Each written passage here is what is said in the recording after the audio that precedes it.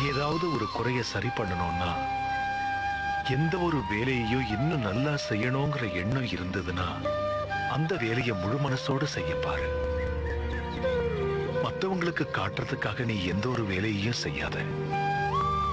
யாரையும் சந்தோஷப்படுத்துறதுக்காக செய்யக்கூடாது.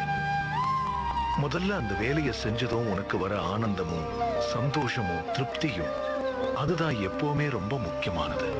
அதுக்கப்புறம் தான் நீ மத்தவங்களுடைய சந்தோஷத்தை யோசிக்க முடியும்.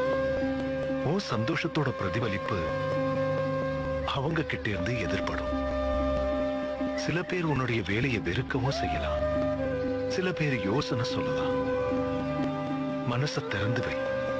நல்லது கெட்டது ரெண்டுத்தையும் சரிசமமான கண்ணோட்டத்தோட பார்க்க முயற்சி பண்ணு. என்னைக்கும் பயிற்சி பண்றதை விட்டுறாத. பயிற்சியின் முடிவுதான் வெற்றியாகும். தவறுகளை பார்த்து பயப்படாத. தவறுகள் தான் நமக்கு சரி எதுங்கிறத காட்டும்.